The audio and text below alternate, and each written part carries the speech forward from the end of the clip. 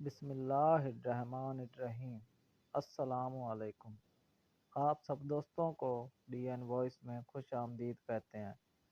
حاتم طائی کوئی افسانوی کہانی کا کردار نہیں، بلکہ حقیقی تاریخی شخصیت ہے جو 6 صدی عیسوی میں یمن کے طے قبیلے کا سردار تھا۔ حاتم کا پورا نام حاتم بن عبداللہ بن سعد ابن اعظم الطائی تھا۔ حاتم کی ماں نہایت ہی دولت مند اور سخی خاتون تھی، جن کی وفات کے بعد حاتم کے بھائیوں نے اس کا مال روک لیا اور حاتم پر بے شمار ظلم ڈھائے۔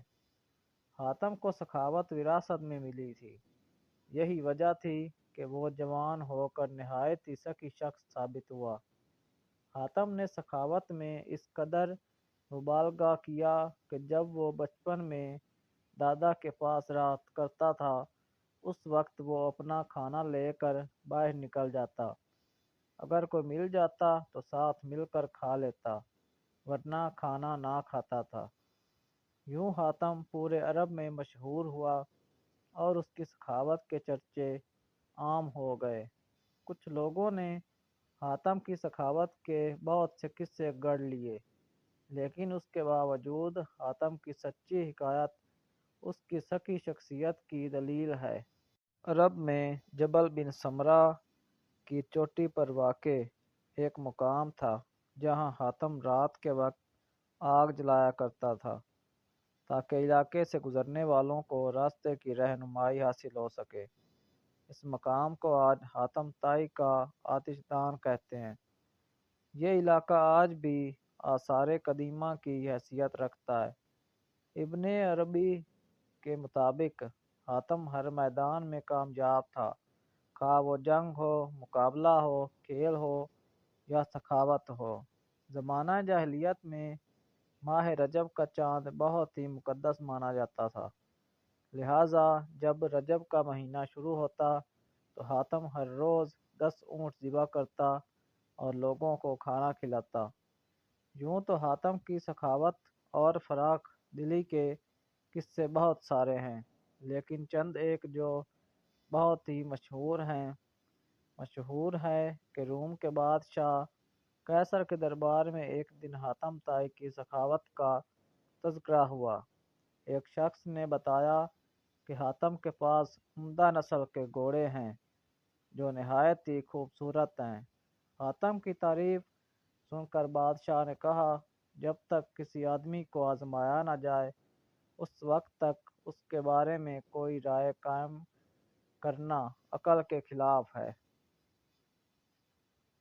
بادشاہ نے کہا، جاؤ اور حاتم کی سخاوت کے بارے میں ہمیں معلومات فراہم کرو۔ اس سے کوئی ایسی چیز طلب کرو جو اس کی نظر میں سب سے زیادہ قیمتی ہے۔ درباری نے کہا کہ حاتم کے لیے سب سے زیادہ عزیز اور قیمتی اس کا تیز رفتار گھوڑا ہے، لہٰذا بادشاہ نے یہ حکم دیا کہ حاتم سے اس کا گھوڑا مانگو اور میرے پاس لے کر آؤ۔ لہٰذا وزیر کے کئی درباری منزلیں طے کرتے ہوئے رات کے وقت حاتم طائی کے گھر پہنچے۔ جب وہ وہاں پہنچے تو موسلا دھار بارش ہو رہی تھی۔ ایسے خراب موسم میں گھر سے نکلنا نہایت ہی مشکل تھا، لہٰذا مہمانوں کے کھانے کا انتظام کرنے کے لیے حاتم نے اپنے گھوڑے کو ہی ذبح کر دیا اور دسترخوان پر لذیذ بنا ہوا گوشت پیش کیا۔ صبح کے وقت جب بارش تھمی تو ان وزیروں نے کہا کہ ہمارے بادشاہ کے سامنے آپ کے گھوڑے کی بہت تعریف کی گئی ہے۔ بادشاہ چاہتا ہے کہ آپ اپنا گھوڑا بادشاہ کی خدمت میں بطور نذرانہ پیش کر دیں۔ وزیر کی بات سن کر حاتم نہایت ہی افسوس کے ساتھ کہنے لگا کہ وہ گھوڑا تو میں نے آپ کو رات میں کھلا دیا۔ وزیر نے کہا، ہمارے بادشاہ کے سامنے آپ کے گھوڑے کی بہت تعریف کی گئی تھی۔ یہ بات اگر بادشاہ سنے گا تو وہ آپ کی سخاوت کا بھی قائل ہو جائے گا۔ سن 578 عیسوی میں حاتم طائی کی وفات ہوئی۔ حاتم کی وفات کے بعد اس کا بیٹا عدی طے قبیلے کا حاکم بنا۔ وہ 9 ہجری میں مسلمان ہوئے۔ ان کے اسلام لانے کا واقعہ بہت ہی مشہور ہے۔ عدی اپنے قوم کے سردار تھے۔ قوم پیداوار اور مال و غنیمت کا چوتھائی حصہ ان کے نظر کیا کرتی تھی۔ انہیں مسلمانوں سے سخت دشمنی تھی۔ وہ عیسائی تھے اور اسلام کو عیسائیت کا رکیب سمجھتے تھے۔ سردار ہونے کی وجہ سے نبی صلی اللہ علیہ وآلہ وسلم کا اقتدار ان کی آنکھوں میں کھٹکتا تھا۔ یمن کے قبیلے طے نے اسلام کے خلاف بغاوت کی۔ حضرت علی ان دنوں یمن کے گورنر تھے۔ انہوں نے بغاوت کو ختم کیا اور بغاوت کے لیڈروں کو گرفتار کر کے مدینہ بھیج دیا۔ ان میں عدی کی بہن صفانہ تھی، یعنی صفانہ بنت حاتم۔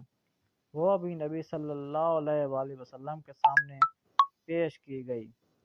انہوں نے کہا کہ میں سکی حاتم تائی کی بیٹی ہوں۔ میرا باپ بھوکوں کا پیٹ پڑتا تھا اور غریبوں پر رحم کرتا تھا۔ اس پر نبی کریم صلی اللہ علیہ وآلہ وسلم نے فرمایا، تیرے باپ میں مسلمانوں کی سی خوبیاں تھیں۔